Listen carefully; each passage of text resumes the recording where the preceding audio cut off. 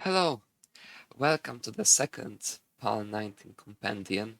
This is part 1. In this part, we are going to take a look into some more theoretical stuff. In this one, there will be no real games, just me talking and showing things. We have a real no gravity game and a board in which I can draw some things and then show them to you. In this part, we are going to go through the very theoretical basics, such as the space conception, then the pure model, what boards are good, what boards are bad, just the very basic stuff. Then we are going to go through the typical burn setups, and at the end, into intentional stacking for Tetris setups. So as I said, in this part there will be no real games, just me talking, showing things. We are going to try to play some, but with no gravity, so that it's very slow, we have no misdrops, just pure theoretical stuff. And then in the next parts, I'm gonna analyze some games, mostly piece by piece, trying to explain all the very basic stuff. So without further ado, let's try to look at the board, how it looks like, how far we can go with the pieces, how high we can bring them. Before we do that, I'm gonna have to say we are going to try to follow pure dash heights. What it means, I'm gonna show to you in a moment. But don't be afraid if you're a tapper or a lorer. I mean, if you are, then stop. But if you have to be, I guess I can have that. So just you can always try to understand the pure DAS stuff, then expand to quick taps, and if you can do even more, if you can move the pieces even faster, then just set the heights, set the limits to yourself. But the very basics, the pure DAS basics, are always going to be the core of the game. So I believe it's gonna be very good to you if you understand them and learn them. Then let's look at the board. This is a board. I'm gonna draw some things here. We have, of course, 10 columns, 20 rows. This doesn't matter, everybody knows that. Let's see how high the pieces can go with the pure DAS. I think everybody knows that a lomba can go over 2 high to the very left and 6 high to the right. That's pretty basic. Those are one of the only heights you kind of have to remember in order to play successfully, but let's take a quick look. Why is it so? If we wanted to draw it even higher, just the lomba path to the side, we would find ourselves creating something like this. And the lomba spawns here, so after it's spawned here, after the rotation, it becomes like this, so it's going to slide through here, here, here, here, and finally here. Okay, oh, that's wrong, never mind. And the same thing on the right. Actually, it doesn't really matter how it looks exactly. It's all about understanding how far we can go with the pieces, how much we can do with them. In reality, you won't even be able to remember all this stuff in this way during the game. The things that bother us is that the lomba can go over 2 high to the left and over 6 high to the right. So when we have it like here, we know the lumbar can go like this to the left and like this to the right.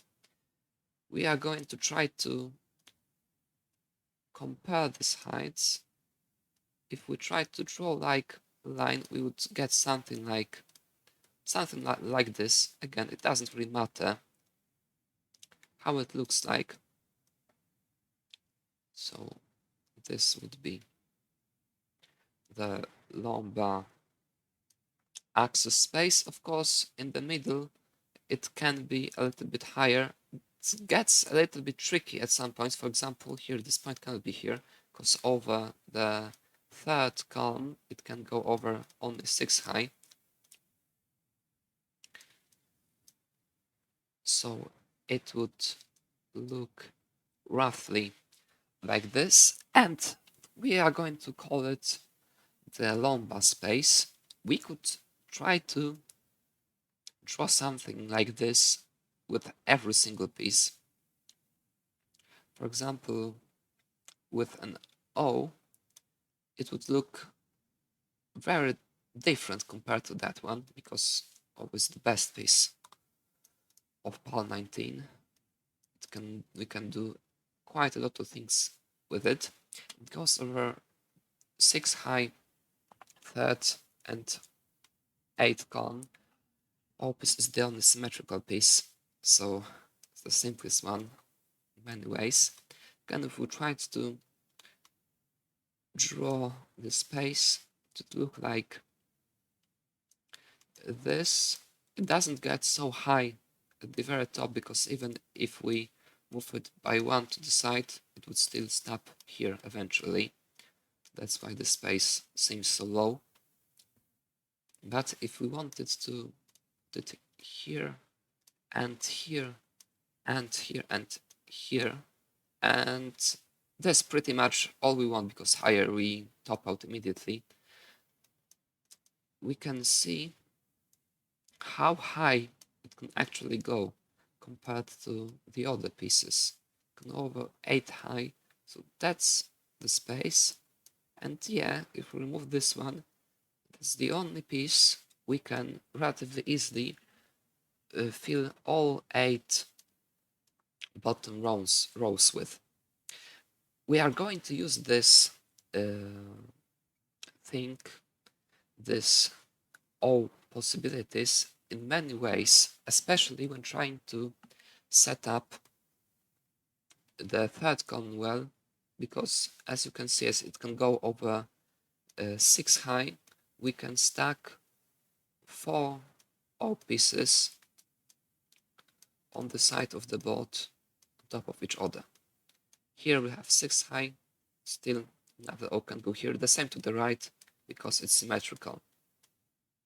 All piece is a really great piece on PAL 19.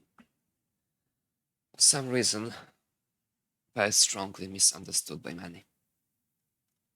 Alright, if we know the very basic heights, let's try to take a look at the left limits of all 7 of the pieces. As I said, the lumbar can go over 2 high to the left. J piece, the same, it can go over 2 high to the left. T piece, the same, goes over 2 high to the left. Z piece, the same, and we are left with the 3. O piece, as I already said, goes over 6 high. So if here we have 6 high, it will still go over. If it's 7 high, it's gonna stop here. Then we have S piece. S piece is has the same kind of symmetry as the O piece, so it also goes over the third column, not the second one. It goes over 2 high third column. So if we have a setup like this, it's gonna go here and then follow here. But if that was 3 high, it would stop in here. That's pretty important to remember, if you don't know it just like naturally, because this kind of hang basically loses the game right on the spot. You can't do anything about it. That's why this quick tap is kind of more riskier than the other ones, but it's, again, talking about quick taps being risky and not risky on PAL 19 is kind of wrong itself, as basically any missed quick tap loses the game right on the spot. And we have the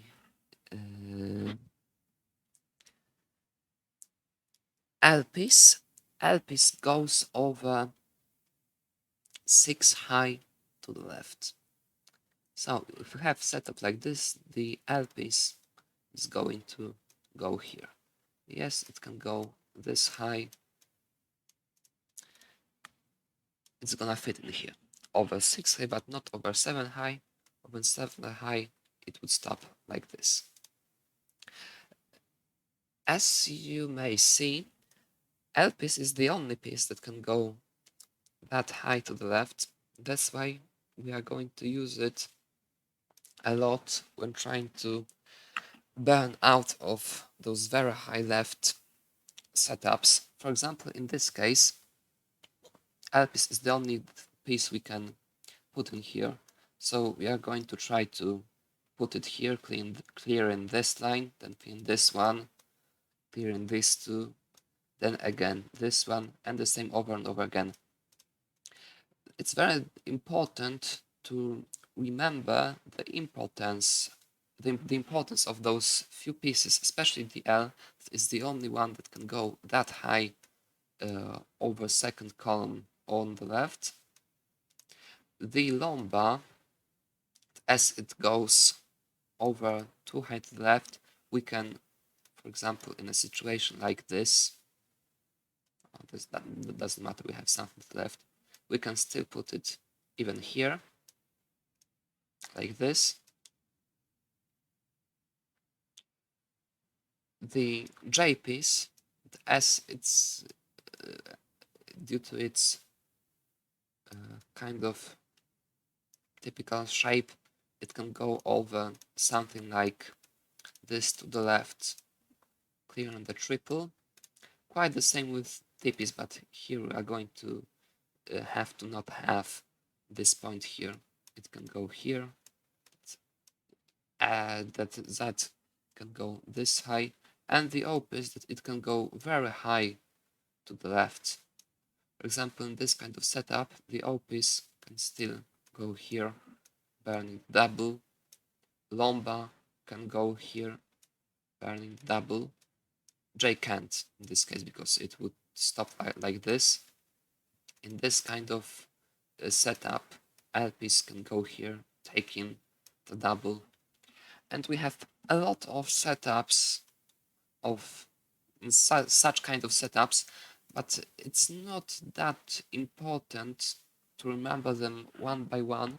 It's way more important to understand just how high you can go with the pieces in the practical sense. It means you won't be able to remember all the heights just when playing, but at some point you will, if you can do it already, at some point you will start feeling that, okay, that's too high, I can put the lumbar here to the left, it's fine, I can put it here, I have 6 high, the third column, I can bring the O here, it will come naturally. Actually, it could be even quite difficult to be able to control the board in terms of such numbers. It wouldn't be that simple to just remember that, oh, here I have 6 high on the third column, here I have 2 high on the second column, here I have 6 high on the ninth column. Of course, if it's just one thing, like just only 2 high left, for example, in a setup like this one. But then, yeah, it's fine. You're going to understand. But if you had also this here and this here and something going on here in the middle and having to control all of the stuff at the same moment, it's going to turn out to be pretty much impossible to control the board in terms of all of these numbers. You're just going to kind of naturally understand that, oh, here I can put the lomba, here I can put the O because this is 6 high, this is 2 high, so lomba can go here, O can go here, but you just know it. Here it's 6 high, so the L can go here, but you won't remember these are the heights. You will just know the pieces can go there. Of course, having already practiced it much enough to be able to understand and feel all of these setups in this way. Actually, this kind of board wouldn't be as difficult to survive as it may seem, but we are going to get into such things much later in the compendium. I guess even not today, most likely during the real game analysis, because this setup would be very unlikely in a real game for many reasons. All right, so here we have, I think that these are all the pure DAS basics. I don't think we need to know anything more about them, but let's talk about those extensions of the height. As I said, lomba can go over 2 high to the left. So here it goes over, it's 3 high, it stops here. But we also have quick taps. Basically, if you want to play DAS, refusing to learn quick taps, like overall, is a very bad idea. You are going to need them sooner or later anyways. Of course, at the very beginning, it's better not to even try them, because you need to know the very basic pure DAS setups beforehand, such as the very typical L to the left 3 high burn setup, which we are going to take a deeper look at later in the video. But at some point you understand that when you have this 3 high, then waiting for the lomba, for example, at something like this, okay, waiting for this L and just putting all of your hopes into getting this one L is not a good idea, basically. In this case, I mean, if the board was so empty, of course, we can still say it's more likely, way more likely it's going to come than it isn't going to. But if we have this point here, for example, a board like this, it's getting very tricky. This thing we are also going to take a deeper look at later in the video. But basically, once you are pretty familiar with that, when you don't lose it, most likely it's already the time to try to learn quick taps. Not at the very beginning. I mean, if you have problems with hit, if you, for example, in this kind of board, got a lomba, having kind of regular DAS, and try to put to the left, and you'd find yourself hanging like this many times, most likely it's quite too early to learn quick taps, because in order to get quick taps you need the perfect DAS for it. But once you are pretty solid with them, pretty consistent with getting those 2 highs to the left, 6 highs to the right, and not losing DAS all the time here and there, then most likely it's already time to start learning quick taps. So the basic quick tap, the lower one, goes over 3 high. So for example, the lomba with the quick tap wouldn't stop here, it would go over here. The same with J, same with T, and the same with Z. Here's one important thing to say, even here, this Z to the left doesn't really solve anything, because even if you get it to the left and we get this burn, let's transform it to the bottom, it's still, even after burning this one as well, the very left is still 3 high, so it doesn't help in terms of burning, which is quite an important thing to remember actually, because many times I saw a lot of times players do such kind of thing and then suddenly finding themselves in pretty much the same thing they had just a moment before. But on the other hand, it's still two lines clear, waiting for better opportunities, so it's not bad. But very often, for example, in case of a board like this, even something like this, it's not the best to try to quick tap Z in here. For example, if there was like this, Z to here is going to be much better. But those things we are going to take a look at later in the video as the whole compendium.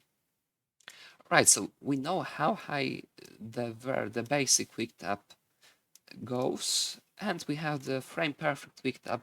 This one is very difficult.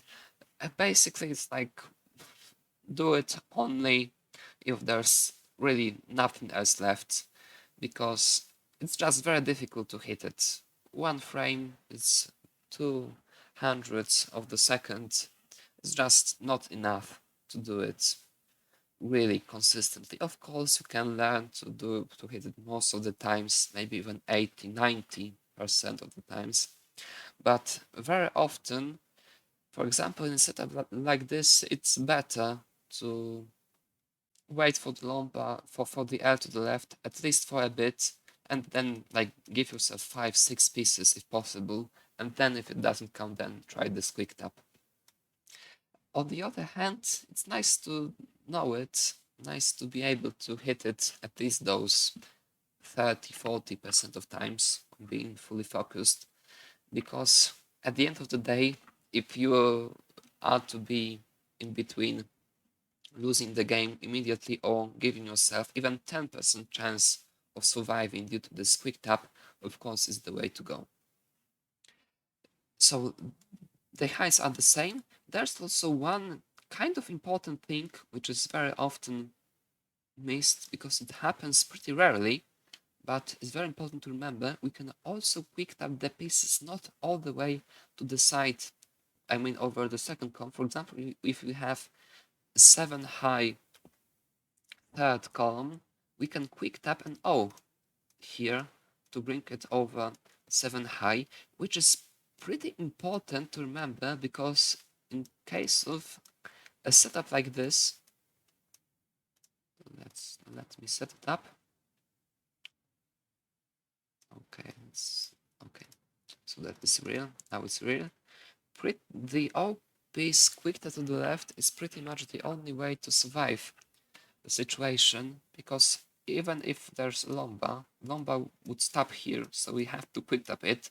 Quick tap goes here, Lomba stops here. It's not game over yet, but still the O is gonna be needed. Maybe not necessarily O, because there are some like very tricky stuff. There's some very tricky stuff like S here, and then L here, or T here, burning, and then another Lomba, another L here. But basically without any like really serious stuff, which is nearly impossible to happen in a real game, 1 in a million situations, the opus is the only way to survive in here. It's kind of important to remember as well, because it's not going to be enough to know the very basics. Just like, okay, I know it's too high to the left, 6 high to the right, or no, up to the left over 6 high on the first column. It's not gonna be enough at some point. At some point, you're going to need much deeper understanding of the game than just the very basics. Okay, to the right, it's pretty much all the same. I mean, not all the same, but analogous. So as Lomba goes over 2 high to the left with pure dash, we have 6 high. Lomba goes over 6 high to the right. So if you have 7 high, we can quick tap the Lomba, we can quick tap the L, we can quick tap the T. But to this side, we don't need to quick tap the S. S goes way higher to the left, somewhere around here, I believe. I don't even know how high it is, because it's so high you wouldn't be able to control this height by the number. I really don't know. Maybe it's here, maybe it's one higher, maybe it's here. I don't know. But when playing a real game, I would feel it, and once you try to do it a few times, hit it a few times and miss it a few times, at some point you are going to feel it completely naturally without even thinking about it. So that's the basic quick tap, and over 8 high it's going to be the higher quick tap, the frame perfect quick tap. This one is extremely rarely.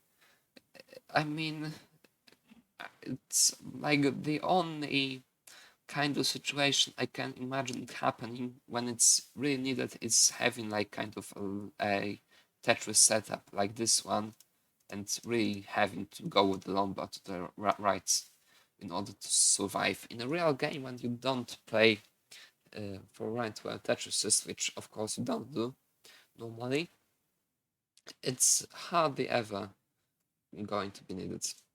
Really, almost never happens. And as we already know the quick taps, and oh, I forgot about one thing. Opus is symmetrical, so it goes to the right the same as to the left. So as it went over 3 high, over 6 high to the left, we have the same quick tap to the right of the Opus. This one is also pretty rare, but can get us out from some tricky setups, but again, more like when we find ourselves in the right, well, Tetris setups for some reason, then might be needed. Normally, not really. So as we have this quick tap height, let's see what would happen if we can go just yet higher. For example, if you tap, which is very bad, but what I can do with that. Oh, if you roll, please stop. But if you do, for example, you just set the limits to yourself. If you can go over 5 high to the left, and you can go over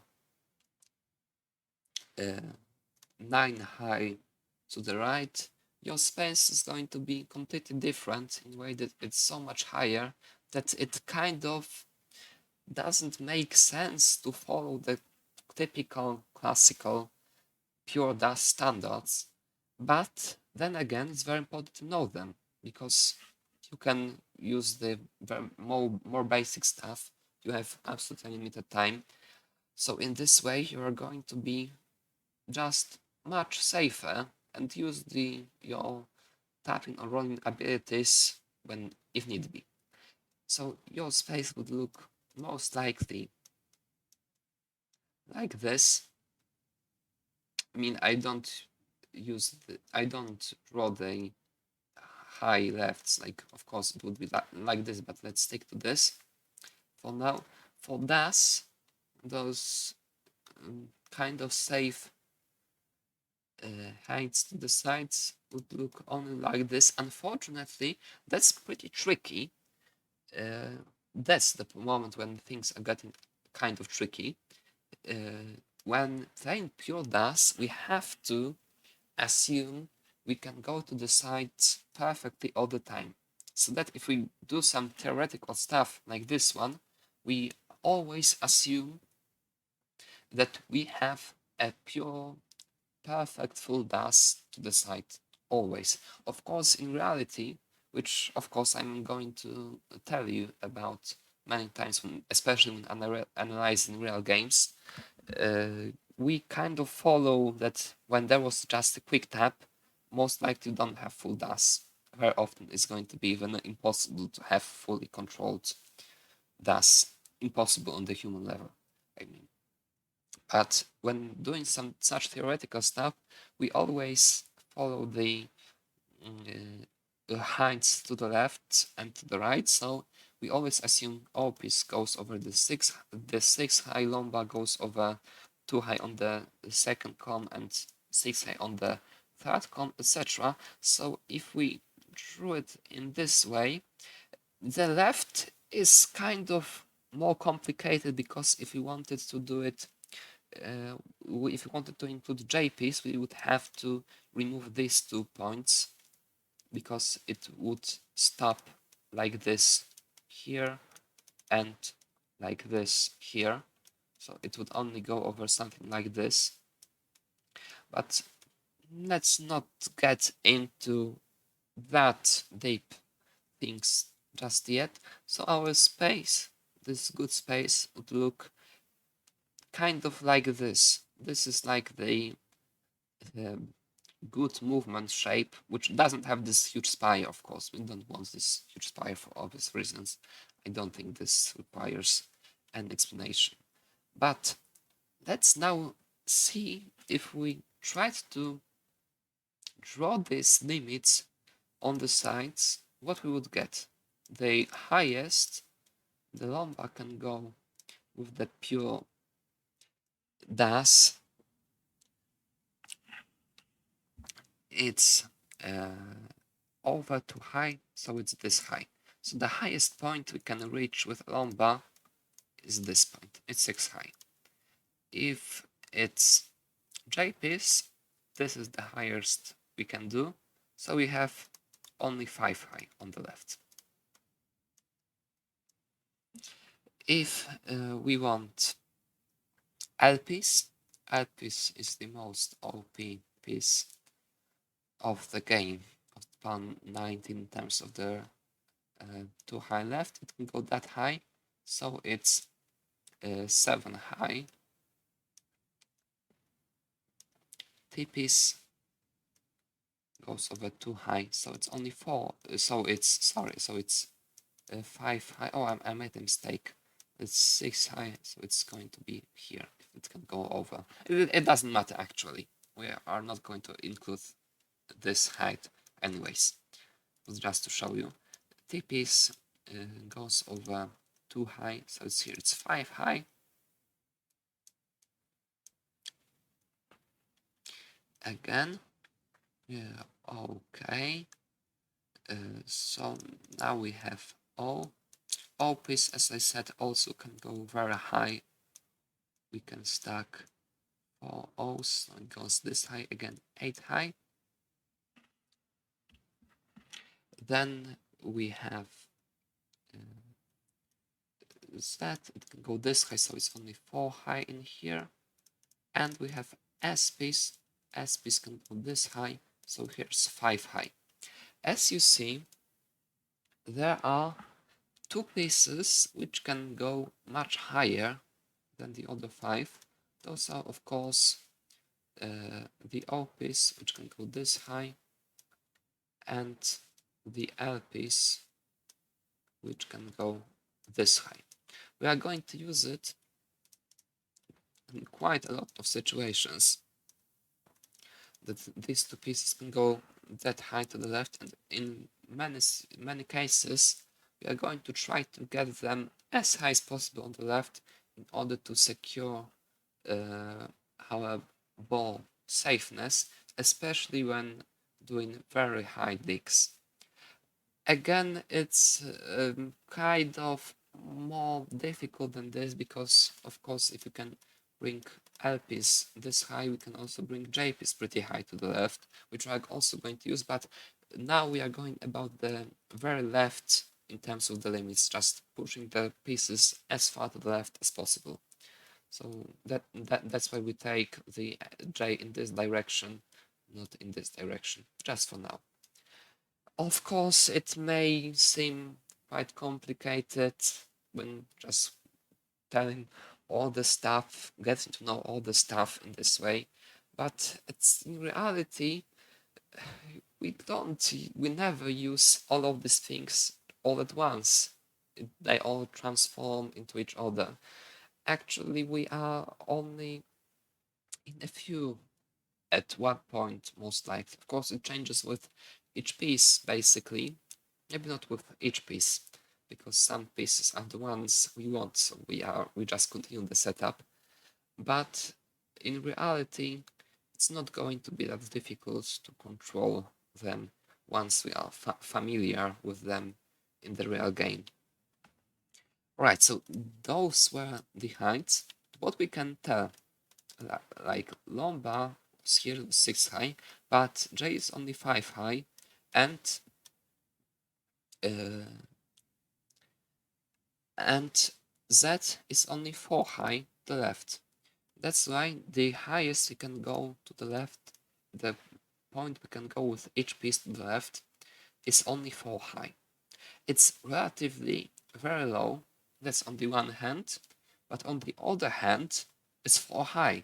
So in the worst case, we have full access to the 4 bottom rows of the board, which is already much more than enough to just survive when simply dying out. Alright, so let's leave this 4 high here. Now let's take a quick look on the right. It isn't even that important how high exactly it is, just to get the very basic idea. Lomba can go this high, goes over 7 high, go over 6 high, so it's 10. J goes like this. T piece goes like this, it's again 9. S piece goes much higher.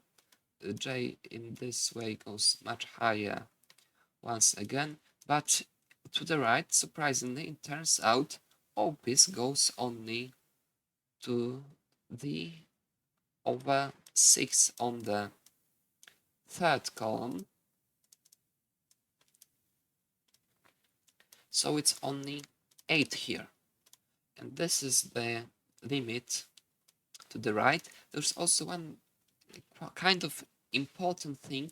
S and Z pieces can go very high to the left, both Z and both S, because they have to move only 3 rows, 3 columns, sorry, to reach the right side of the board, which makes them very happy. But yeah, here we have 4, here we have 8. We're going to follow the very lowest ones. So if we drew kind of a line in between them, you would get something like this. And this we are going to call, let's call it the full accessibility space. This is the space we can fill with every single piece easily without spiring. It's quite surprising, it's quite nice that it's so regular, makes some things easier. But as it was so low only because of the one piece not being able to reach this one row higher to the right, that was the O piece, and only one piece higher to the left, that was the S piece. In practice, we can kind of change this height one row higher. We just extrude one piece from the right and one piece from the left, and we are suddenly in 5 high here and here, and that's quite true in terms of real games, because only one piece to the left, one piece to the right, one piece out of 7 isn't that much, while it changes quite a lot in terms of surviving possibilities. So this is kind of the real space we are going to use when playing the true games. Okay, this is how it looks like. That's quite much, we have to say. Just look, it's here we have 10 pieces. It's 11, 12, 13, 14, 15, 16, 17, and nearly 18. So even without those, if we wanted to follow this lower setup, here we have 10, now it's 12, 13 and a half, 14 and a half, it's 15.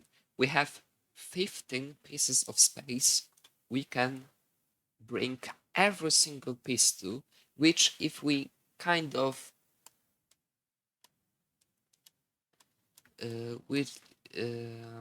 which if we kind of extend by this additional row we normally use, it's already 17 and a half, and if we just add those two middle points, it's already 18.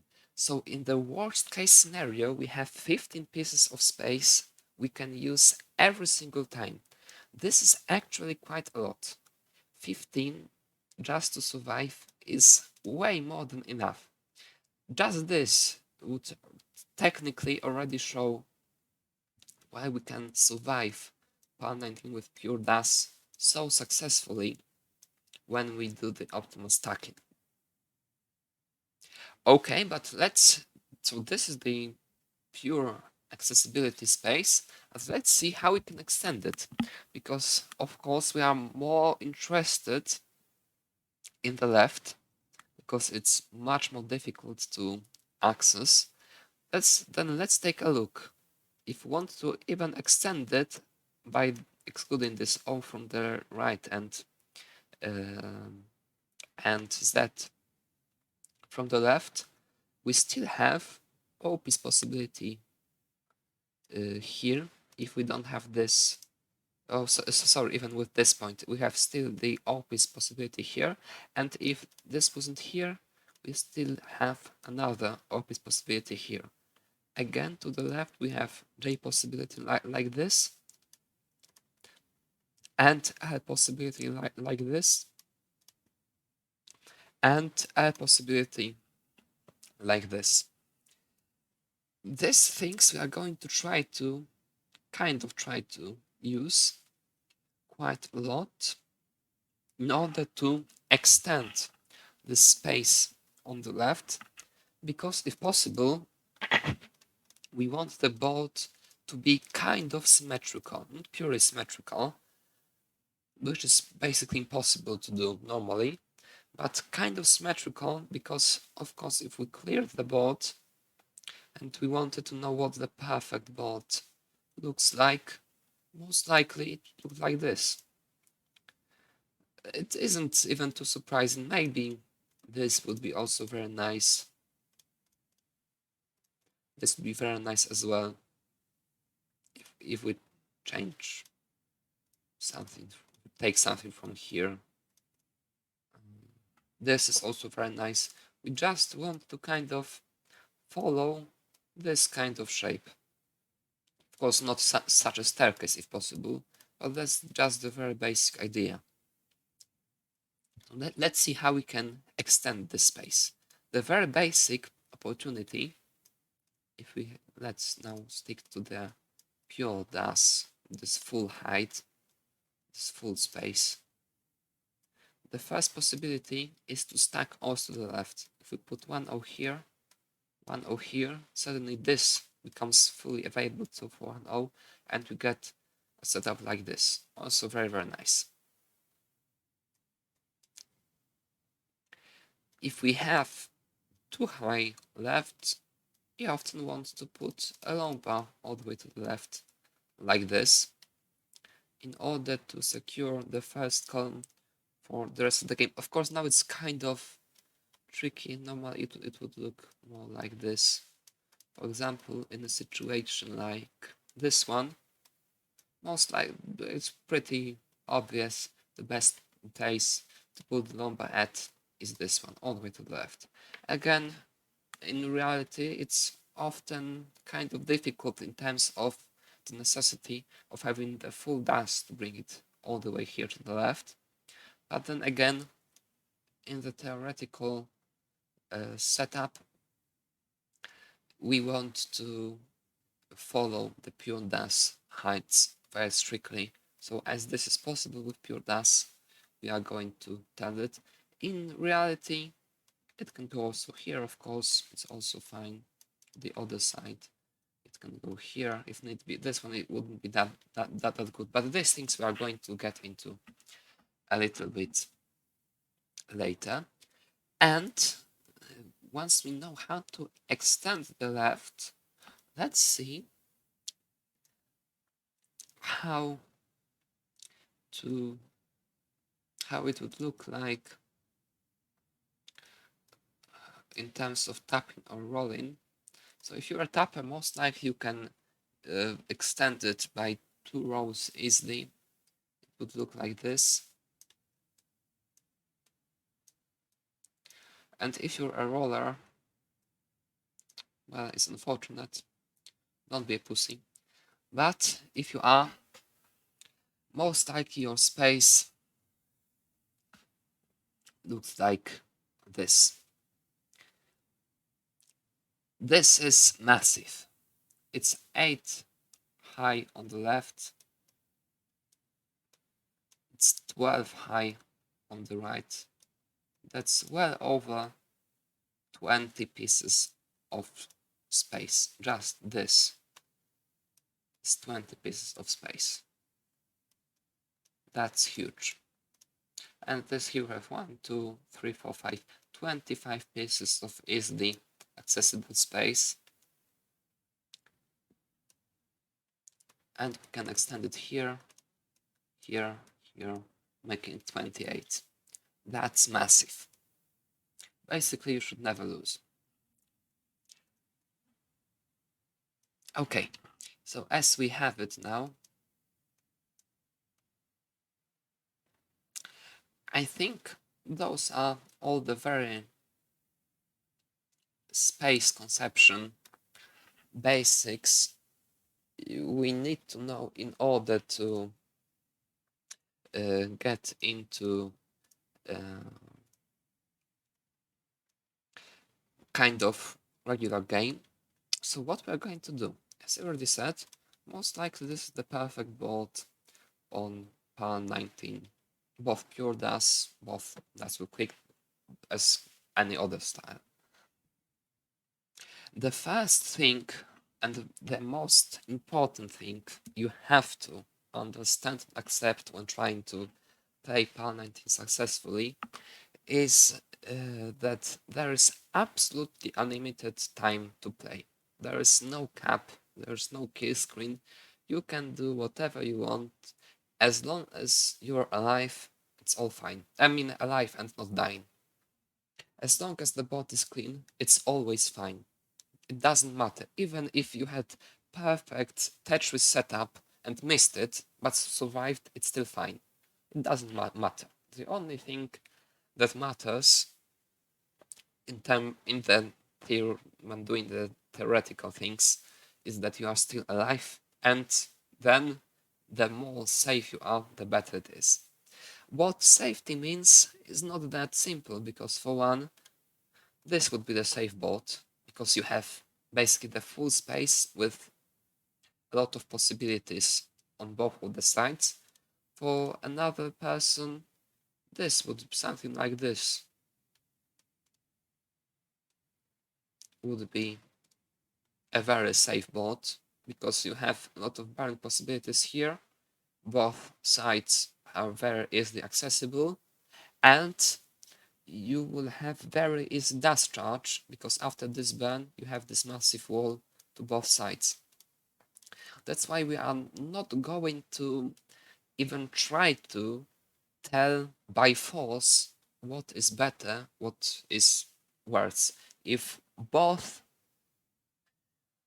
placements are completely safe, don't create any problems, don't make you have to do any extraordinary things, we are going to assume they are the same and doesn't matter. That's why in many cases I'm going to list even 3 or maybe even 4 placements which would be perfectly fine in this way.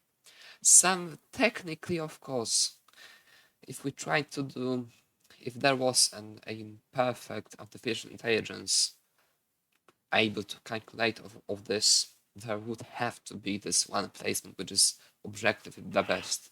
But in reality, very often there are 2 or even 3 which are basically the same good. Of course, not considering those like absolutely obvious ones. For example, if now we get a J or L, it's obvious it goes here in terms of if there's L, and here if there's J. Assuming we don't want to set up for Tetrises, but for now we just want to survive. Okay, so that's the very basic. We are going to try to play in a way that both sides are safe. It's very nice if the left is secured. For example, if we had if we have something like this set up, It's really great left. Left is secured. Something like this is also truly great setup. Left is secured for next 6 lines. We won't have to bother ourselves with bringing something in there. Right is very clean. Everything's fine. But it's quite difficult to tell all of those kind of basic stacking things and just making them up. So let's try to play actual game. I'm just gonna take a look if everything's fine. Yeah, it is. Let's try to play and let's try to just be clean. Simply be clean, be safe. So what we are going to do, what we can do with this L. There are two possibilities. First, we can bring it all the way to the left like this. This would be fine. Second one, we can bring it like this all the way to the left flat. Again, both are fine. Personally, I prefer this one when I'm not stacking for Tetrises, especially as the O piece is next. It's going to be very nice to put L to the right and O to the left, because O creates this is the accessible space you can stack 4 L's on top of each other on the left. Let's do it. This goes here. This goes here. We have pretty clean start. There are no spires. Everything follows this rule that from left to the right we only go lower, then only higher. Everything's fine. This one, it's pretty obvious. It has to go here because we want to follow this sloping kind of setup. It's fine. This one continues the slope. It has to go here. That's the only possibility. Oh, technically it could go here and it wouldn't be that bad, but of course if we can, we bring it all the way to the left. We can stack 4 O's on top of each other on the left. So we are going to try to use this opportunity, and we put the O on top here. Why wouldn't it be so good here? Because here it already creates some kind of hole in here. Of course this hole isn't a problem, but why to do that if we can put the O so cleanly on the left, securing the left for next 4 lines now. Okay, here we have this Z. Now this one isn't so obvious because, as you may see, we already used 5 pieces of space. We have perfectly clean board, but then again it's 5 pieces of space, so it would be kind of nice not to exceed that too much. Just start to look for some bands if possible.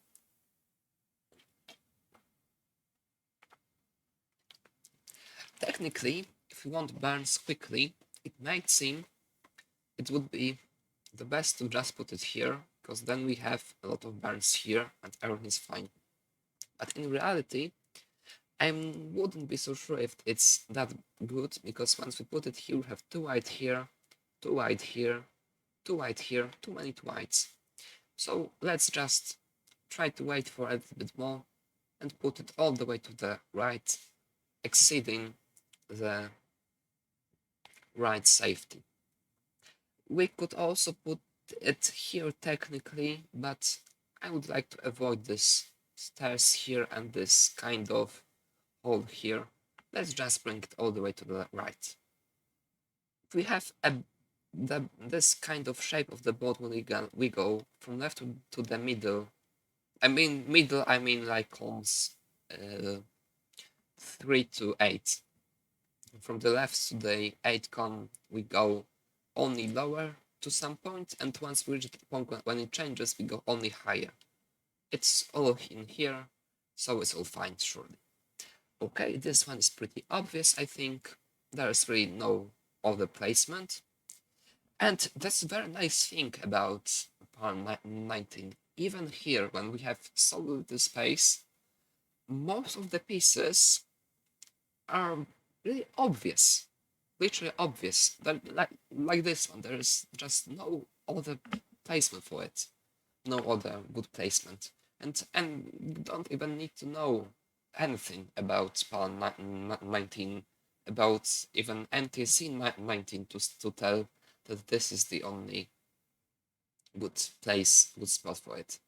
Okay, and here we have a T, that's what we've been waiting for. We can take the double, and already we are 2 lines completely clean board, everything's fine. Okay, those, it might seem simple, so far it is. Those were kind of good pieces, but on pan 19, good pieces basically mean pieces that don't lose the game.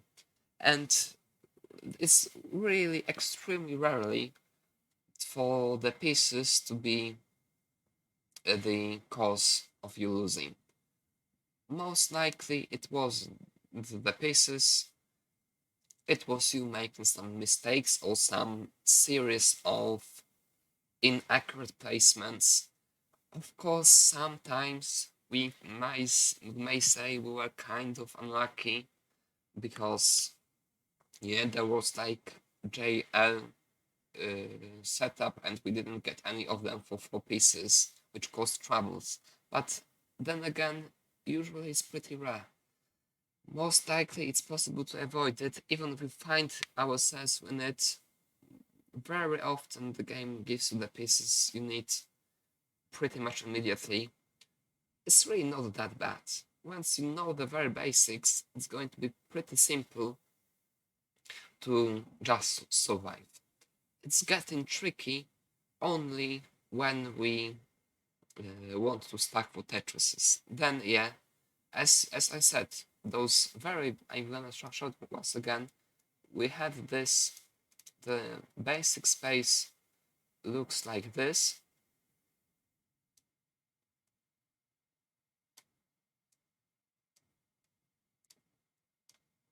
Okay, here we have it. So if we set up a Tetris, we have a Tetris row on one of those setters, let's say it's third column. So all of this is already out of use. Suddenly it turns out we have only 1, 2, 3, 4, 5 pieces of space just to wait. That's why it's very difficult to set up for Tetris successfully on panel 19. But we are going to reach that in later in the video. Now let's focus on just surviving the game. Okay, this one we have 2 possibilities. First one is here, second one is here. That's one of those cases I told you about a few months ago. Both are perfectly fine. It just depends on what you want at the certain moment. If you feel kind of unsafe and want to burn, if you want to burn immediately, just put it here. If you want to try to secure the sides, it goes here. They are both perfectly fine in terms of surviving. If we had perfect artificial intelligence, it would say one is just slightly better than the other one for some reason, which we most likely wouldn't be even able to understand on the real game level. Here, let's say we want to go kind of minimalistic and just burn, be as low as possible when keeping everything clear. So this placement is going to keep everything a little bit lower, so let's do that. Right, we have L. Here again we have 2 possibilities. First one is to bring the L all the way to the left. I don't know if I told you, if I have already shown this. L piece in this direction to the left works exactly the same as S piece, so it goes over too high on the 3rd column. If that was 3 high, it would stop like this. It's all pretty easy to remember. They are all 2s and 6s. That's just how it looks like, how it works. We can easily understand it if we draw this long bar. these lumbar lines, lumbar sliding lines.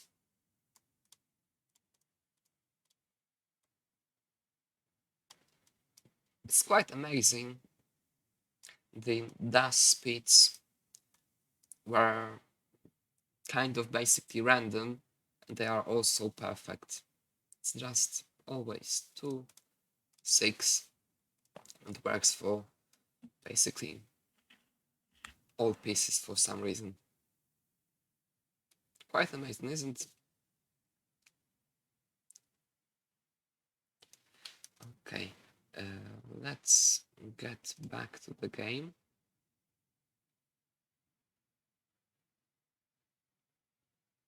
Alright. Here we have it. So that's the first possibility. Our pace goes all the way to the left in this way. The second one is a burn like this. They both are fine. I'm pretty sure this one is slightly better theoretically because it secures the left very well, but let's follow the real game. In reality, pretty much everyone will put it here as it burns, it's safe, it doesn't create any problems, so let's do it. Let's follow the common sense of the real game. Okay, op is as usually to the left, and here we have such a such a Z piece. Again, a few possibilities, but only 2 regular ones. First is it goes all the way to the right like this. Second one, it goes here like this. It would fall here.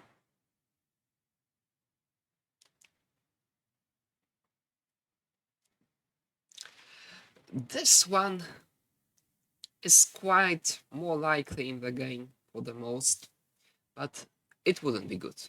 It would create this T-hole in here, kind of a hole in here. Left would be kind of cut off for a second. So in this case, there's no doubt, it's by far the best to put it all the way to the left. Of course, we can also put it here, but this again creates this 4 wide here, and this hole here, we don't want that. And this one is very bad because it would create this kind of wall in here, and this hole in here. Okay, so it goes here. We have an O again, all the way to the left. It's possible to put it here, but why if we can put it all the way to the left very cleanly, following the O's to the left rule? It's all fine. Now the lumbar, again a few possibilities. The first one is to put it here, but I don't think there's a need. Now, again, this is the difficult thing about PAL 19 to understand. What to do with such a lumbar. Let's look how the board looks like. We have one piece here, second here, third here, fourth, fifth. We have 5.5 pieces of the space used already. So do we really want to use the high right space like this immediately when we have only one burn possibility already? I don't think so. That's why we are going to try to look for another placement. Of course, if the other ones were impossible, it's still totally fine. It doesn't lose, it's still clean, everything's alright. But in this case, it's going to be much better to put it like this for a few reasons. First is we make this huge hole, this hole we are going to be burning in. Already one column, I mean, we won't need 6 points to fill in order to burn all of these 3 rows, but only 5. So it's already 3 points added to this hole to burn, and we make the space on the left 3 white instead of 2 white. So when it's 3 white, O still works, but we also have this high J opportunity. That's why I put so much effort to explain how this very high left extensions look like. When we have that left, we can bring this J, L in both directions actually, and O very high to the left. This is one of the examples, one of the perfect boards to show when it might be needed. We have both sides secured, but then when it's possible, we want to make it even higher, especially as very soon there is going to be a lot of burns, because the board is already so full, we are going to have to burn. I mean, the burns are going to come naturally. So we put it here. Now this can go to the left. Pretty much the only reasonable place we can put it is here. We don't want to put it here because in this way, if we put the L in here, we already have 5 columns of this setup. If we put L in here, the O wouldn't be able to go there without the quick tap. It will stop like this. So L in this way would close all of the left, all 3 columns immediately, and in this case it would make this wall we have here, this wall, much higher than it already is. Now it's 4 high, then it would be 6 high. We want to avoid that. That's why we are going to simply burn with this L.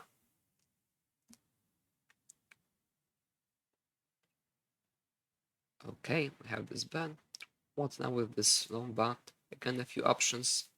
It goes either here or here or here. In this case, I think all 3 are fine.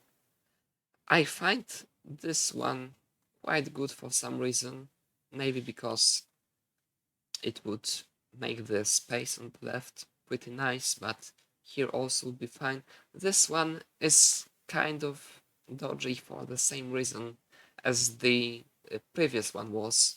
Again, why to use such space on the right when we are so close to clean burn in the middle? Maybe let's put it here.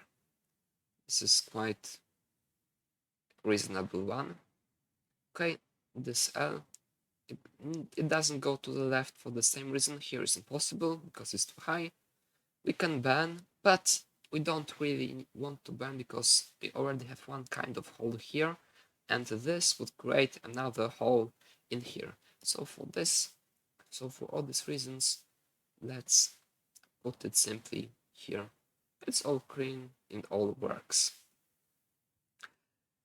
We have this Z. It seems natural to burn. We can burn the single, but in this case, this burn wouldn't be so good. If we decide to burn with this Z, it would create another nearly the same Z burn setup in here. Maybe let's try to draw it here on the board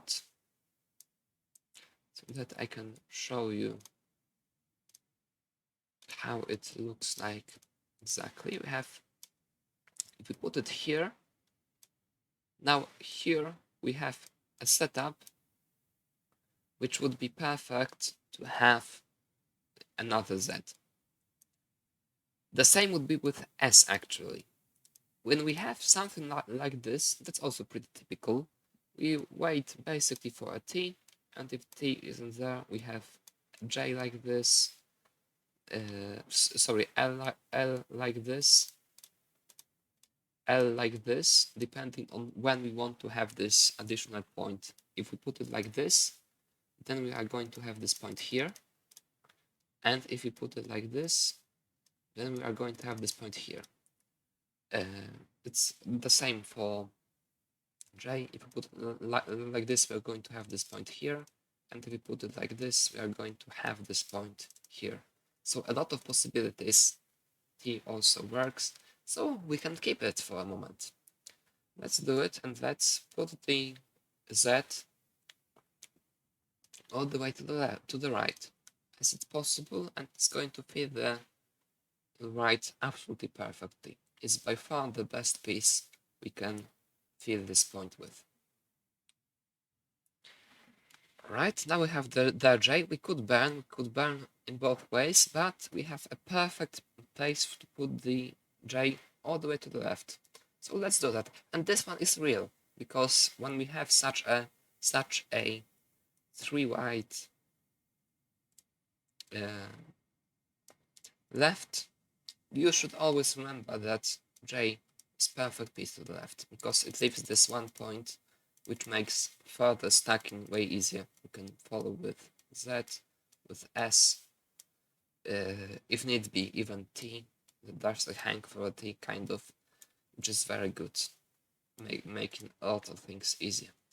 And already setting up this kind of shape that it goes from the left to the bottom and then only upwards.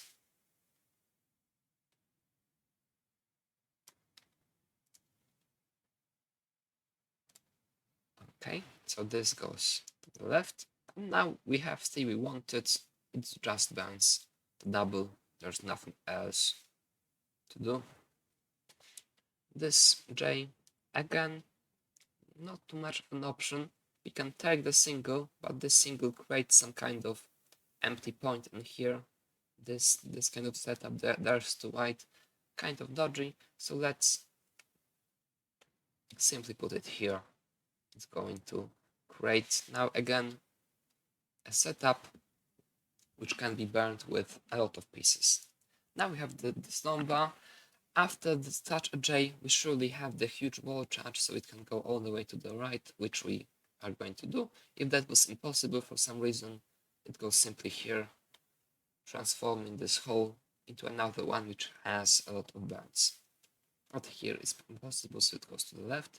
And now, as I said, when we had this setup, we put the J in here in order to have that Z continuation. So as the Z arrived, we are going to put it there, as it isn't like super necessarily needed anywhere else. Of course it can burn, it would be fine, but here it's going to be even more useful. So we go here. Now this T pretty much has to burn. We could put it here, but why to create this kind of, I'll try to show you. Let's try, okay. Why to create this kind of setup in here when we can simply burn with it? Okay, so it burns. Now we have this L, again a few options, one here. This isn't quite nice because it would make the very left very flat, it would be 4 wide flat, here's 3 high flat. The bolt would be 2 flat on the one hand, but also split on the other hand. So we are going to simply put it here as it's possible.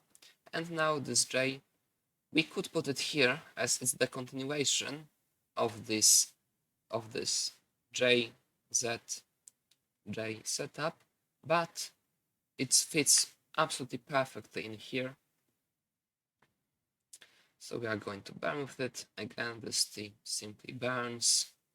This lumbar goes to the left in order to secure it.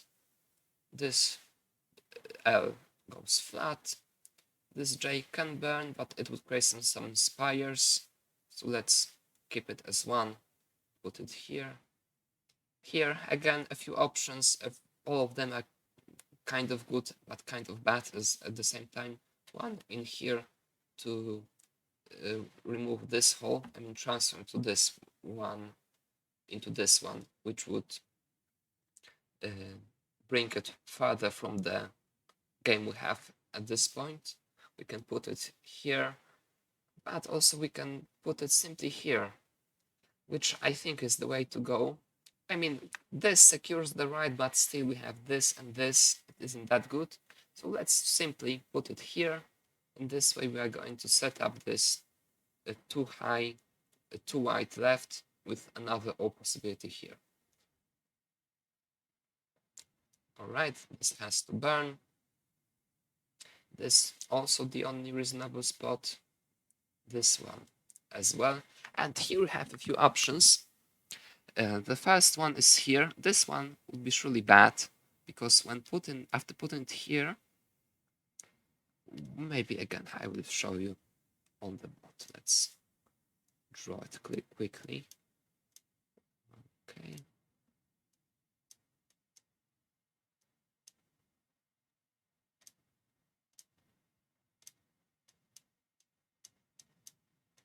If we put it here, like this, we are going to have this kind of hole here and the same kind of hole here, and this is also open to the left side, so it's way too much. That's why this placement would be very bad.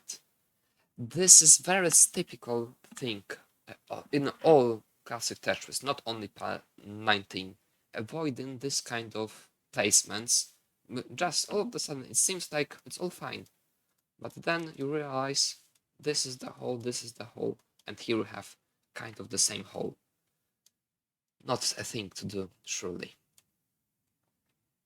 It can, not only in this particular case, there are a lot of situations when having this kind of castles when we can easily bring ourselves into a lot of problems regarding this kind of board management. That's why we are not going to put it here.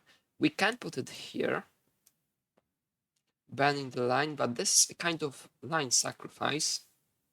It's not necessarily bad, but I don't think it's needed. This seems good enough. But when it already happened, I was waiting for it. I have to admit I've been waiting for it, not mentioning it earlier, because I knew even when just trying to play as clean as possible, it already happened in 11 lines. We have another very typical PAL 19 kind of idea, which is the line or row sacrifice. We can put this as here, sacrificing the bottom row in order to be able to open it very easily and avoiding the further potential problems. Why can we do that? If we look at the space we have, once again, this is the basic space.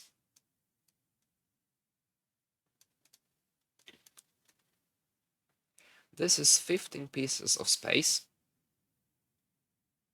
It's quite a lot. If we remove this one, so this is one line sacrifice, it's still 12 and a half pieces of space. That's way more than enough to survive. And usually when we are to decide whether have all of the space, I mean 15 pieces of space, or just 12 and a half, but clean and with good perspectives in terms of bringing the full space back, it's almost always much better to just sacrifice the line, don't be scared of that, and then open it when the good occasion comes. Actually, you can sacrifice even the second line, because as you may see, now, even to the very left, Lomba is still accessible to the very left. Everything can go to the side right now. Even after these two lines sacrifice, we have 10 pieces of space. That's way more than enough to survive. Actually, in this case, in this board we have right now, it looks like this as far as I remember. I'm gonna check just in case. Yes, this sacrifice would be quite an idea, because when we remove that, okay, let's transform it. This is kind of open. It's going to be open to the right side. Here we have the 3 white, so all J's, L's, O's, etc. don't interfere with this one. they wouldn't put anything on top of it, and we get quite good possibilities of opening it. The only drawback is that long bar would be quite tricky, because if we put long bar all the way to the left, we have the same thing here and here, and most likely this 9 sacrifice would be extended by much. It would be very difficult. I mean, we would now need very good pieces to open it immediately. But then again, it doesn't matter. Besides this, the boat is still perfectly fine in terms of just surviving. But let's say we don't want to get into such a line sacrifice and simply put it here, which is also fine. And now we are going to burn, because now this right is far from optimal. This is getting quite high, so let's simply try to bring it a little bit lower, but quite reasonable. That was the only good way. Now this L unfortunately has to go here. I know it creates the 3 high in here, so the left is closed for a moment, but look, we have one burn here ready, and we are very close to another burn here. Again, there shouldn't be any problems with just surviving it. Now we have a few options. This is kind of difficult board, actually. We can put the J here, which is fine, but doesn't give us anything just now. We can put it here, which would be quite smart, because, okay, that's getting quite difficult. I'm gonna draw it.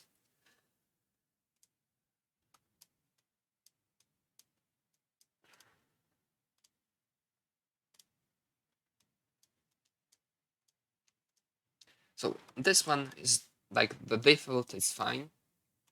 We have this kind of line sacrifice, which would be quite smart. The thing is that once we clear this line, it doesn't matter if with S or with T. Let's say it's S. Once we clear it,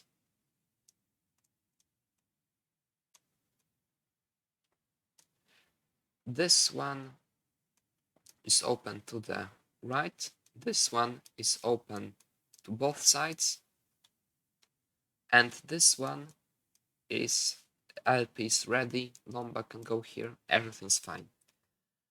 But also, this isn't necessarily good to try to go that deep into such things, because what if this if that TOS don't come, maybe let's try to avoid it and do another one, which is possible in this case. We can also, now I saw, we can also put it here, which also wouldn't be that stupid, because it immediately opens the very left, this burns immediately, so the second column would become too high, making everything way easier to manage technically. But this here and this here don't look good, so maybe let's avoid it. I would simply follow the very basic, just here, without any overcomplicating. Okay, so let's do that. We have a long bar, again a few options. In this case it has to go to the right, I think. Maybe it can go here, but why to have create such spires if not needed? The same with this placement. Simply to the right. This goes here. Then this goes here. And now we have another kind of tricky setup, which is going to be quite common. If we have an O like this and we can't put it to the side, and it would we can't put it cleanly to the side, and it would create some problems in the middle. You can very often sacrifice a line or two lines with it, putting it all the way to the left, because we can stack all pieces on each other on the left very high, so it gives us a lot of time, a lot of opportunities, a lot of possibilities to open it using the space we have on the right. This is a perfect example of it. Here, it would split the bolt massively. Here, quite the same, also creating some kind of spire in the middle. Here, this would be a pretty awful J dependency, which we don't want to have. So let's simply sacrifice a line with it. It's going to be open very soon. Here, this O piece could be put here, but why? If we can put it here, extending the sacrifice to 2 points, but putting up a very solid setup to open them both at once. And the space on the left is still perfect. Just look, if it wasn't line higher, if there was no this line, if this was the bottom of the board, this setup would be just very good. But the only thing we have to do is to open this very bottom line. Okay, now normally we would go with this L here if it was possible, but that's one row higher, so we can do that. So we simply go here, and this lomba, in this case, I think it goes far to the left, extending the space on the left and giving more chances, more time to wait for the piece, to wait to fill this hole, burning it.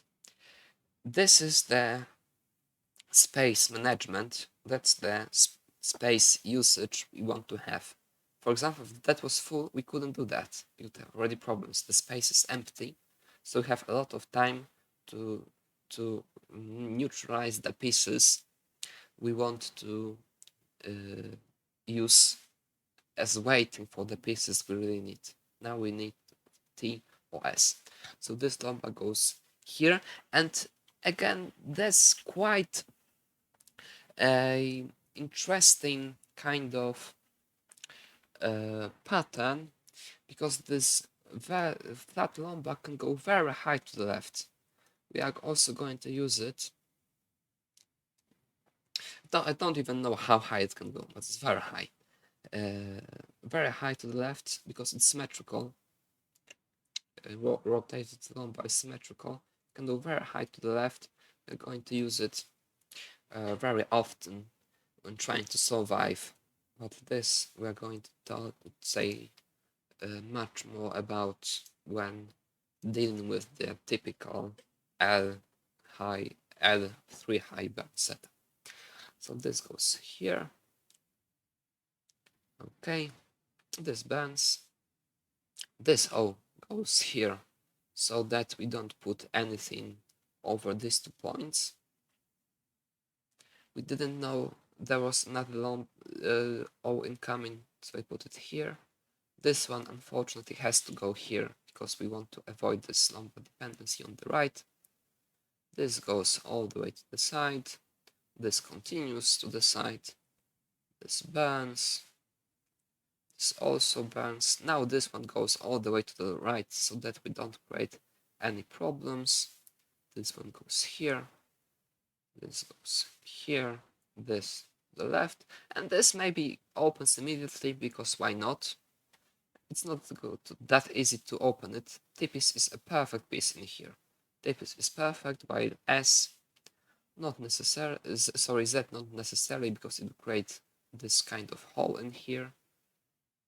L doesn't really work because it would put another point over this, so it wouldn't be open. Lomba also not really, because it would create this hole on the left here. This would be 4 high, so this is full, this is empty. That's why we are going to burn with it immediately. Okay, and that's how we play. We just try to use the signs, trying to play as cleanly as possible, no rush, using all the possible space, following just the very basics. Just look how easy it is.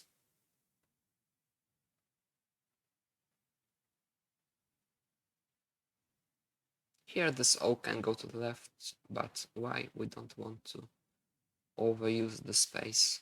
that much. Here I burned because now I have this open to the right, this open to the left, so it's very nice, accessible for a lot of pieces. Now this doesn't go here because it would create this kind of O dependency on the left. Just slowly from side to the side, stacking down, burning when good pieces come, waiting for good pieces using the space when they don't come.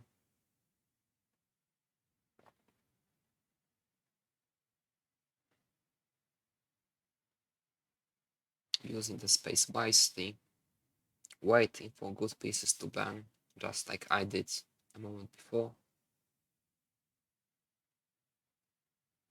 Not taking unnecessary burns like this one, just taking care of the sides.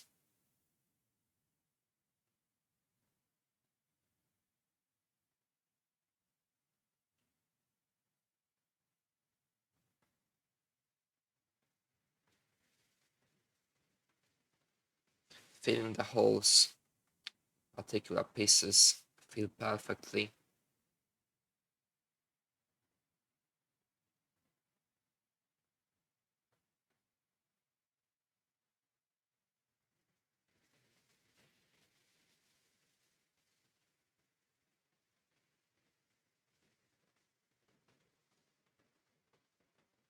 Sacrificing some lines if need be. Oh, that's getting pretty tricky. Sometimes happens.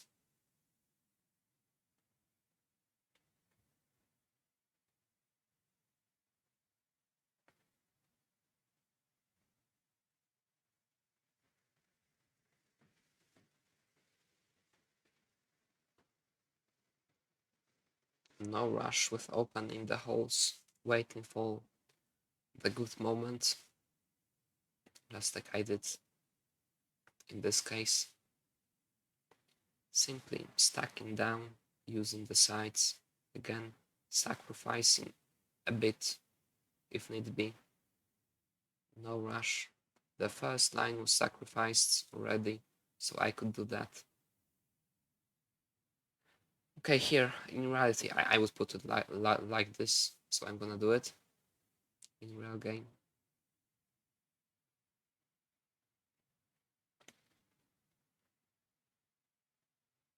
Simply stacking down.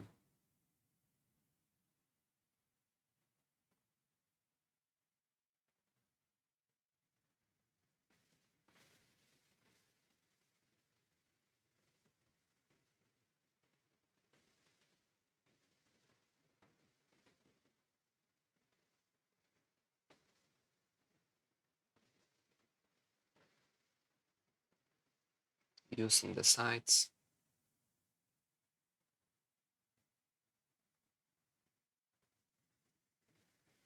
Creating the burn opportunities. Just no rush. Rushing is not good. It creates. Oh, that was kind of a misdrop. We're gonna deal with that. Rushing creates a lot of problems very often. There are a lot of situations when it's much better to just wait for a bit than trying to rush open something. Just wait for your opportunities. They are going to come.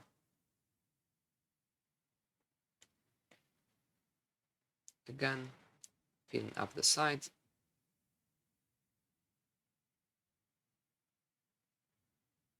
And taking the perfect piece burn. Setting up another one, not rushing it. Now the piece comes, so only now we burn. Taking care of the first column. Now it's completely safe for next few lines. Again, transform it properly. Now not creating such a massive hole, but playing flat, giving as much opportunities as possible.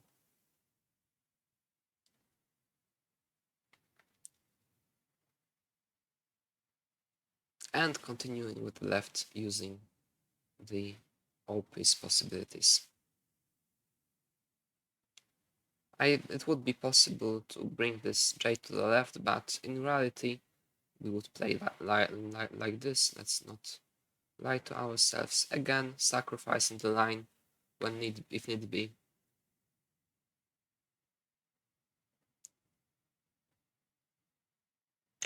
Here as well, no rush, we have time, we have absolutely unlimited time. And look how beautiful the left is. Let's even follow like this, because this in the middle wouldn't be that good in that case.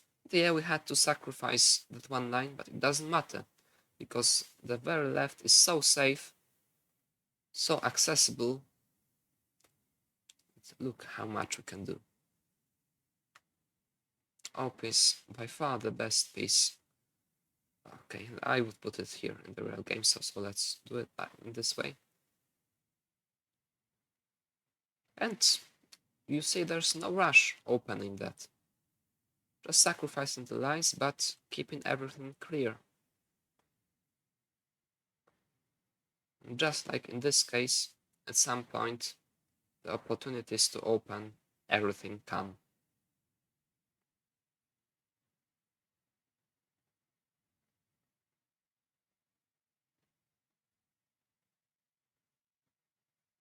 Here again, a little bit of a sacrifice because the left is very safe.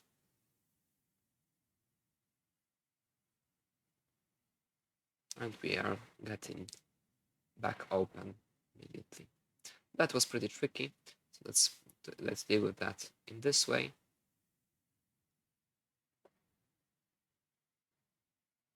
Okay, it's getting even trickier. Happens sometimes. You can't have that.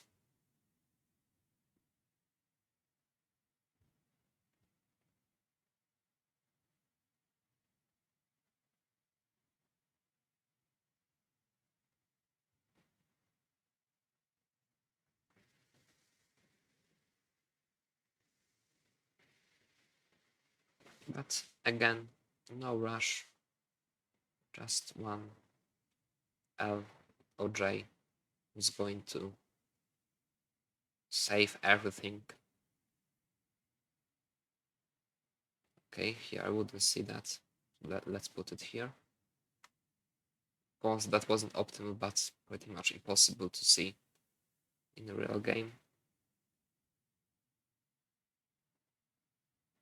Again, no rush, using the sides, waiting for the good pieces to come.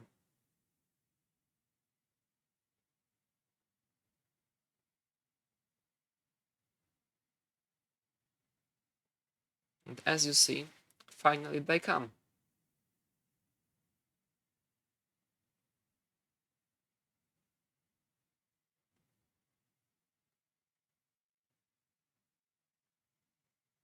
Here we are using that's the thing I told you before. We can stack S's and Z's very high on the left, like this.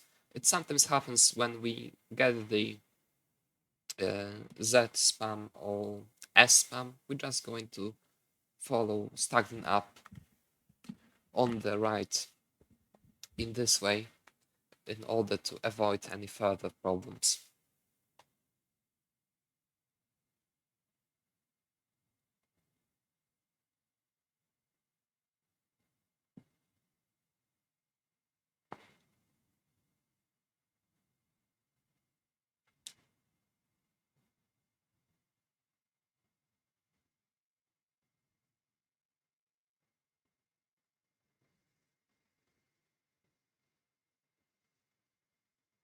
Now again, we are waiting for our opportunities. No rush. Now this doesn't go here because it would close the first column, so it goes to the right.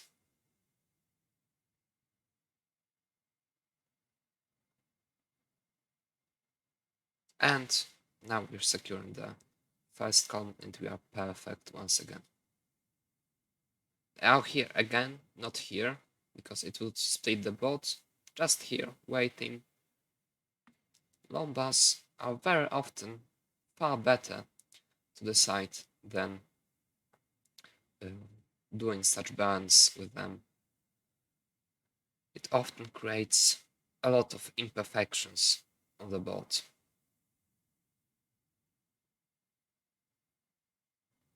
Here we are going to patiently wait. Here it is. Now making the left even higher, yet higher.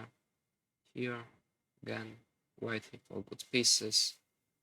No rush, playing open, taking care of the left, taking care of the right. Now, when we have such kind of setup like this, when we have something, the same thing, we need the same things here and here, just waiting, using the space we have on the sides. Again, no rush. It seems we don't have a good place to put this, so let's sacrifice the line here, and we're waiting once again. And here it is. Just patiently waiting. Patience is the key in here. Absolutely no rush. We have absolutely unlimited time. Oh, that's quite unlucky setup. Have to deal with it like this. I mean, quite unlucky quite unlucky sequence that was. But again, no rush. Waiting, using the space on the sides. Here, that's kind of a sacrifice, but yeah, we had to do that. There were only two good pieces, L and J.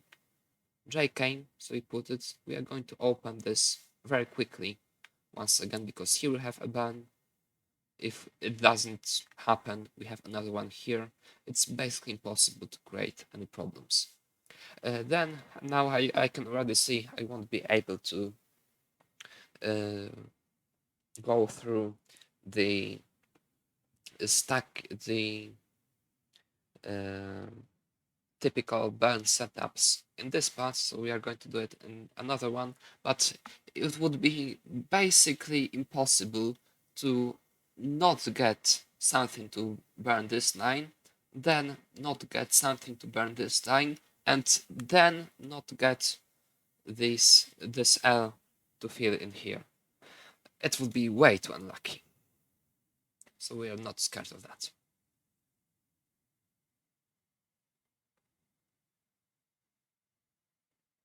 And again, building on the sides.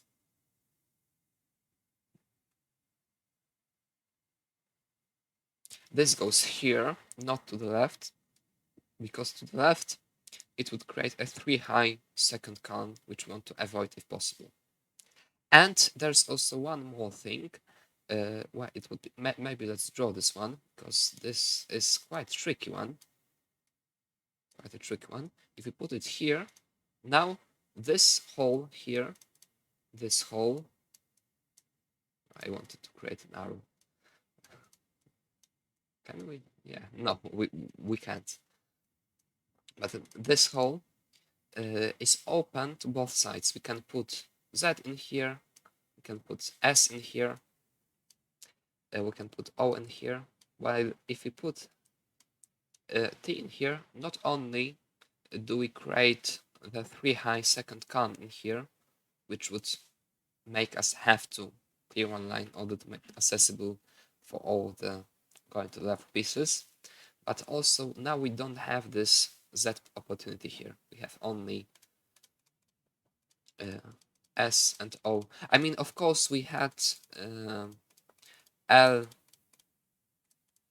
and J possibilities, but they create spires in the middle immediately. So I didn't even say anything about them.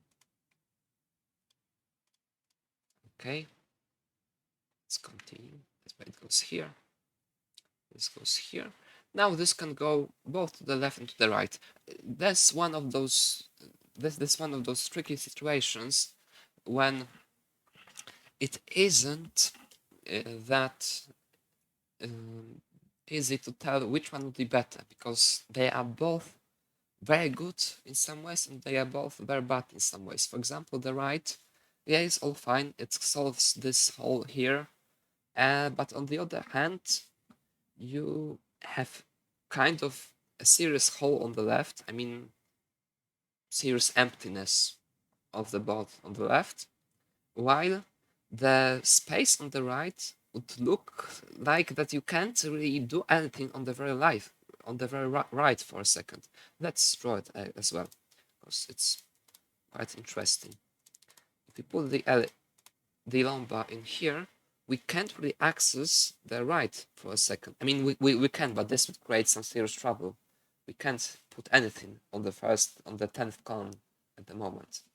While if you put it on the left, well, yeah, you are safe, but this is still a problem. And this is kind of a problem, I mean, can become, because this, and if we put Z in here like this thing on the left, the thing which looks like this, or simply like this, if that was the bottom, is quite tricky. There are no good feelings actually. T doesn't really work because it creates this hole in here. Z doesn't really work for two reasons. First is we just had a Z, so it's quite unlikely we are going to get another one. But if we have it all, we had another piece and got Z later, it creates this hole which is where only O piece is good, and it doesn't it also splits the board in here. It doesn't keep it as one. If we have L, yeah, it's all fine, but this stairs, this kind of high stairs, without another O aren't that good actually. This might be quite tricky to fill the left without the L, without the O piece. For example, if we put something like this, we have this left. What are we going to do? Only J here, and again some flatness, like unnecessary flatness. Z doesn't work. This setup, because it creates this hole in here, this setup, how was it? It was like this. Put something wrong. It was like this, okay. This setup is very tricky. Of course, it never loses immediately. There are a lot of possibilities to deal with it. Even if we feed this, we can even put L like this and either tag something in here or just sacrifice this third, now third, in reality second, because this one isn't here anymore, line. So we have a lot of opportunities, but it's quite tricky. We want to avoid such things if possible.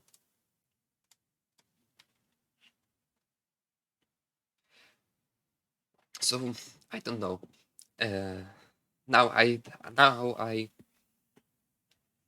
can't even tell what I would do in a real game. So let's just say I put it to the left. And here, in order to avoid the things I just told you about, number goes here, not here. So that there is no such a problem with the left. And it again set up the O's on the left column pattern, which is very nice. This doesn't go here because it would create this kind of dependency and also would leave this open anyways. So let's just transform it into a higher one. And again, this to the left, setting up this J, Z, L, J, Z, J, J, Z, J, J, Z, J, O's setup.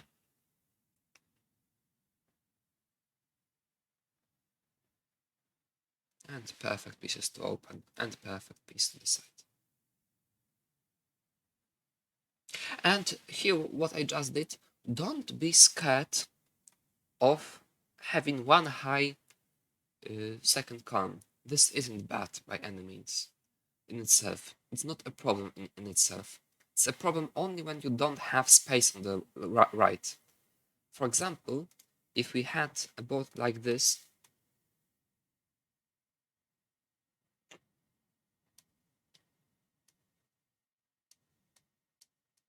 okay, yeah, now this is a problem because you don't have space on the left, on the right, to wait for good pieces to put to the left. But when the board is that empty, like this one is, you have like how many? 8 pieces of space to get something good to the left easily. That's a lot. Trust me, there won't be any problems with getting something to fit put in here. We'd have to consider it if we had like more put on the right. Now we have only like how much do we have? 4. It's here and no, it's here and here. This is all fine. We have all S's, Z's, O's covered. Anything really. How many bad things would have to happen not to get anything to the left? This would be extraordinary. So we are not scared of such setups.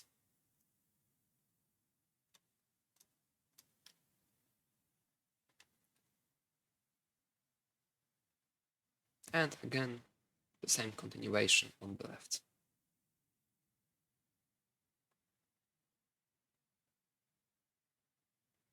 Simply playing flat, taking care about the sides. Here I did that. Oh, let's go back for a second. How was the board? It's 5 high.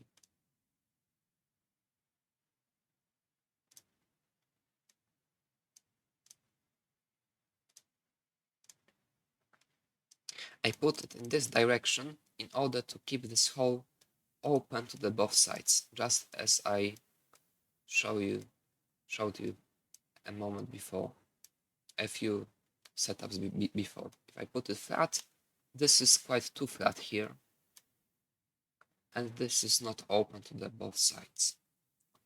So in this direction, it was slightly better. I'm pretty sure about it.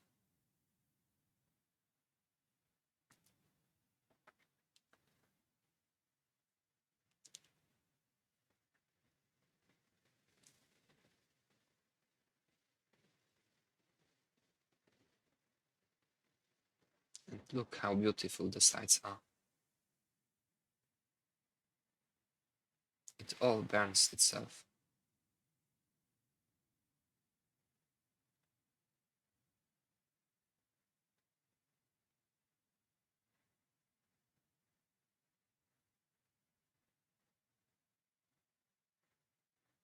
Now sacrifice in order to avoid spires.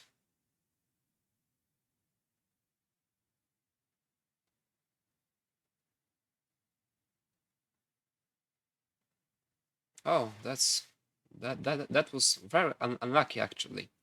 Now we are in the L burns patterns. Now this was tricky. I played some maybe not necessarily optimal placement. So let's say we did a quick tap now.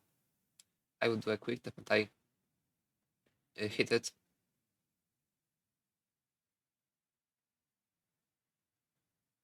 Yeah, that was quite unlucky sequence.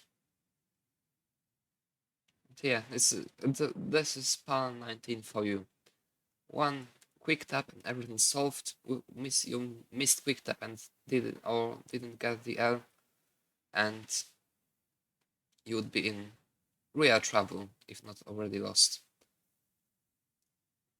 That's why quick taps are so important at some point.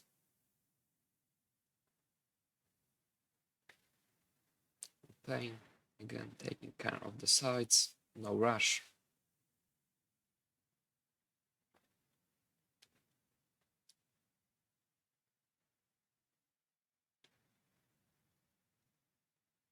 Here, the same, no rush, just such a slight sacrifice. It's going to open itself. It does.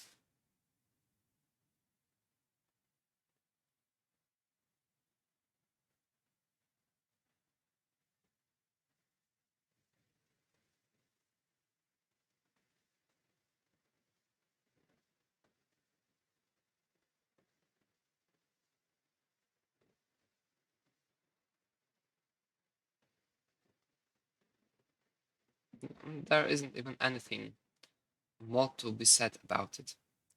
If there are no this troublesome situations, this what I call typical burn setups, there isn't even much more to be said about it. And if we don't wanna try to set up for Tetrises, basically the things I told you here are already the core. Now we also the stacking, the ways of playing, typical ways of playing in those stacking in those burning situations just come from them. They are just natural consequence of the board geometry, of the space possibilities, space management basics. Here we could burn with this lomba, the single. Would be also fine. Just no rush, taking care of the sides. No flat lombas when not needed. Doing all the same stuff. And burning everything burns itself once again. It was possible to tack it. I didn't want to do that because this is safer.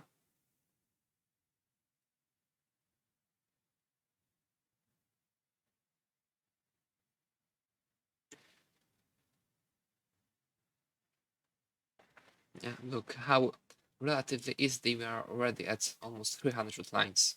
There were only two serious situations, one of which caused eventual serious trouble. It's very little, and this is what you should expect yourself to play when doing no misdrops, no hangs, etc. Hitting all the tacks. Oh, we have to go for the Tetris.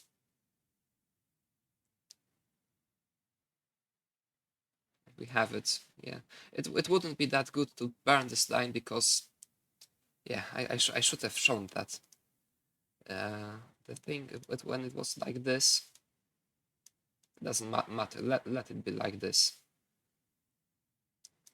It was slightly better to put the lomba here because now we have this burn here, while after this we have this burn here, so it's slightly more to the side, and when doing this we also have this kind of burns possible. So it was most likely, I'm not sure actually, because on the other hand, that burn would have brought everything line one row lower, which is already kind of a deal. But that was just more natural for me. You saw how naturally I played all of this, although there's no gravity.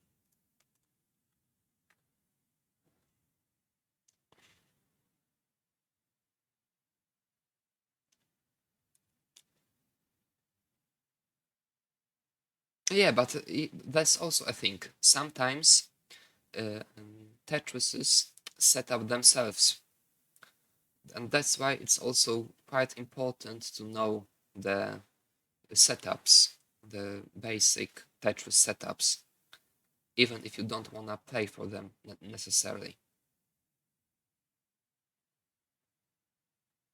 Oh, another tricky one. So, yeah, There are two good pieces saving everything. Lomba and to the left would be once again extremely unlikely not to get any of them on time. It's all statistics and all about statistics when doing such things and not getting extremely unlucky in those kind of situations. Of course, from time to time, you will get unlucky. It's impossible to avoid them completely, but compared to the mistakes we do ourselves, I mean the completely unforced errors, we can basically skip all that and say it doesn't happen. It's gonna be quite the same. RNG, hardly ever does RNG lose any game on power 19. Oh, that's another tricky setup. What's this? Yeah, once again, no rush. Wow, it's getting really tricky now.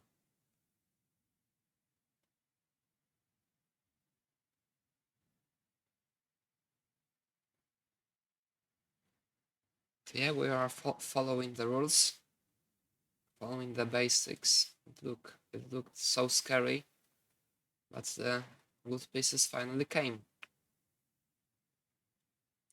as they almost always do. Just using the side, now that was very important. And now back to the bottom. Very nice.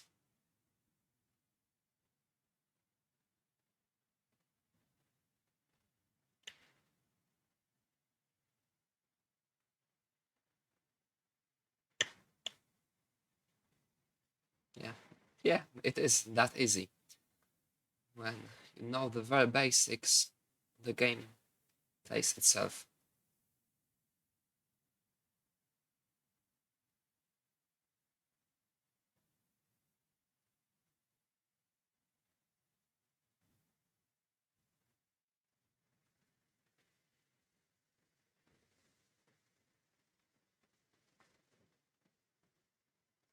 Here again, open.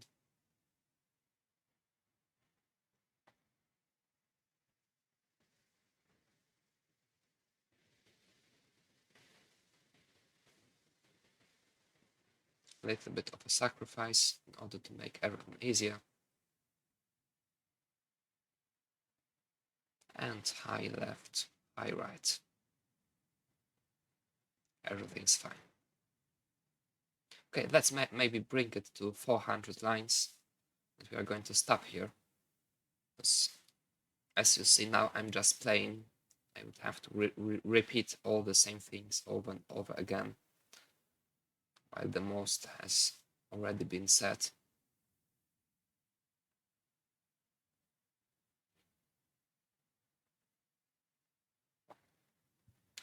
Maybe we're going to get into one more tricky situation within this third, and now we get into one. Now it's better to put this all the way to the left than here. This is going to be opened anyways, while here this O is going to create a very solid base for further stacking.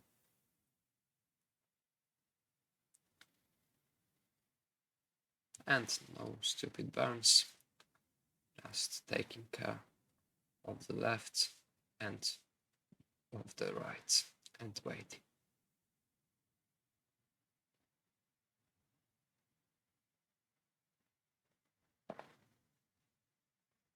Now it was time to burn.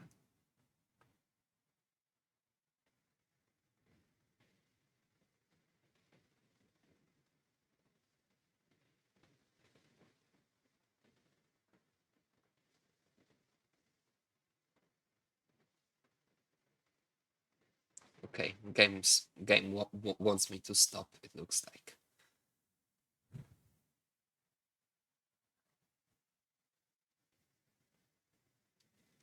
Now we are going to have to work around it, trying to fill the left and hoping the Lomba comes. Yeah, that was actually quite a good chance it would come.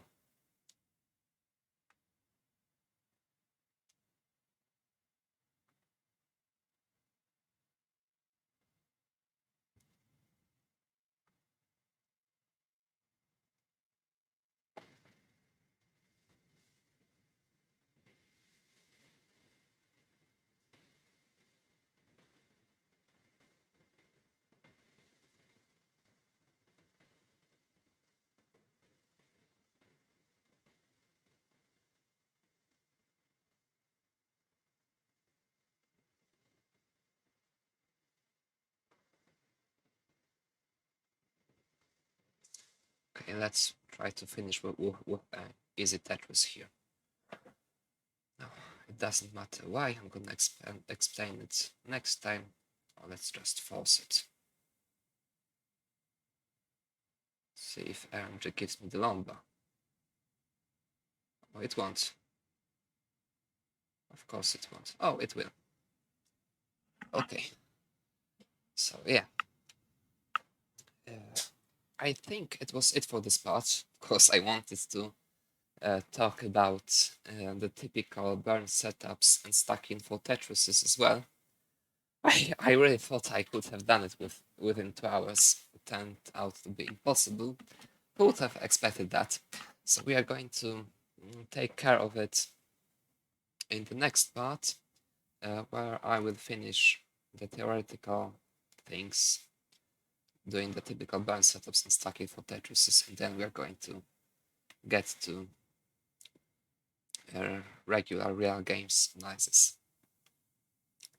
Thanks, bye.